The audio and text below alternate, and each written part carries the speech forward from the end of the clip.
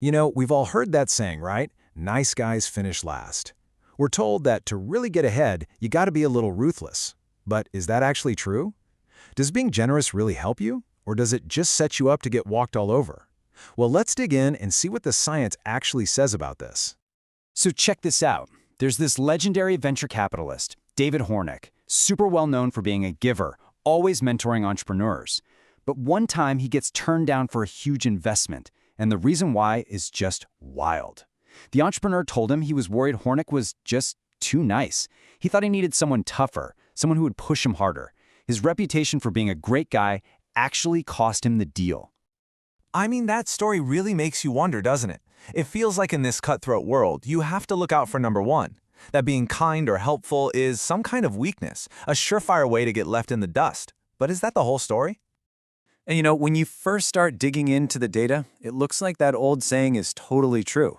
The initial evidence is pretty rough for the givers out there. I mean, just look at these numbers. Givers earn less money, they're seen as less powerful, they even have a higher risk of being victims of crime. In super competitive fields like sales or even medical school, they start out at the bottom of the pack. So, case closed, right? Generosity is a bad career move.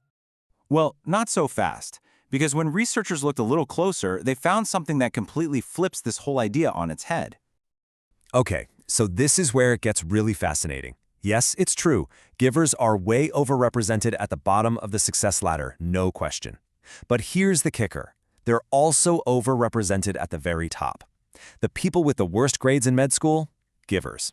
The people with the best grades? Also givers. They're dominating both the bottom and the top. So, what in the world is going on here? How can the same group of people be both the biggest losers and the biggest winners? Well, to figure that out, we've got to understand the three basic styles of how people interact. Just think about the people you work with. You've got the givers. They're always helping out, no strings attached. Then you have the takers, and their favorite question is, so what's in it for me? And then there's everybody else, the matchers. Most of us are matchers. We live by a simple code. You do something for me, I'll do something for you. Tit for tat. Now, takers can be like rockets. They shoot up the ladder super fast, charming all the right people. But that success, it's often a flash in the pan. Let's take a look at why. Just look at the difference here. On the left, that's Ken Lay of Enron. His photo in the annual report is huge. It's all about him. It's basically screaming, "Look at me." Now on the right, that's John Huntsman Sr., a billionaire philanthropist. His picture is tiny, and he's just one of the team. This one little visual tells you almost everything.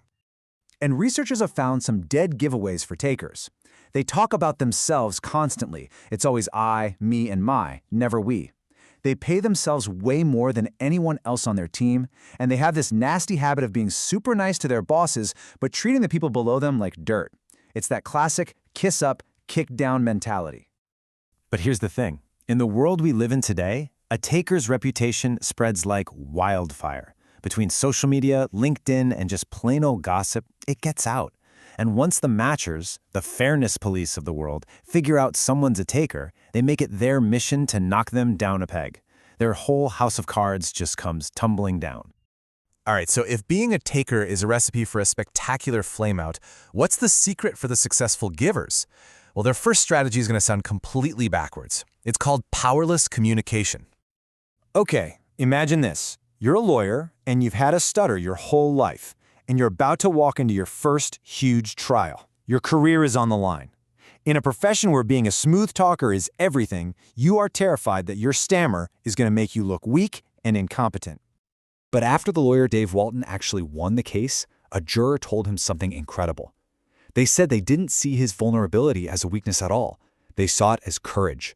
It made him seem more authentic, more trustworthy than some slick lawyer who had a perfect answer for everything.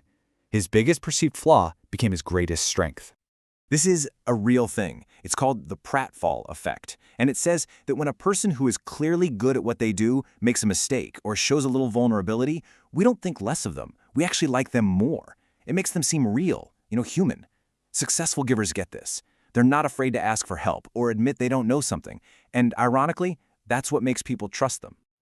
But of course, being a giver has its risks. And the biggest one, the one that sends so many givers to the bottom of that ladder, is just pure and simple burnout. But the ones at the top, they've got a strategy for that too. Okay, this might be the most important idea of all. It's the difference between being selfless and being otherish. Selfless givers are like candles. They burn themselves out completely to help others. But otherish givers are more like solar panels. They generate a ton of energy for other people, but they make sure to keep themselves charged up too. They find ways to give that actually energize them instead of draining them. So, how do you become more otherish? It's actually pretty simple. Two things. First, chunk your giving. Instead of being available 24/7, set aside specific blocks of time just for helping people. This protects your own time and focus.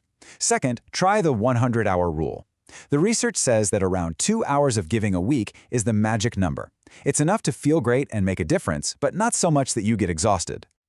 But you don't need to be a scheduling expert or a master of psychology to be a successful giver. In fact, there's one simple, incredibly powerful habit that anyone can start doing today. It's called the 5-minute favor. The whole idea is to find small ways to help other people that take you 5 minutes or less. We're talking about something as simple as introducing two people who should know each other, or sending an article you think someone would find interesting. It's all about finding these tiny moments where you can add huge value to someone else's life with almost no cost to your own. And these small acts, they're like planting seeds. You just never know which ones are going to grow into a giant tree. That quick email introduction could launch a new company or a lifelong friendship. You're creating these positive ripples, and over time, you build this amazing reputation and a network of people who have your back. So it turns out that nice guys don't have to finish last. When they're smart about it, they can absolutely finish first. It's not about being a doormat, it's about being an otherish giver. And it can all start with something really small. So I'll leave you with this. What's one 5-minute favor you can do for someone today?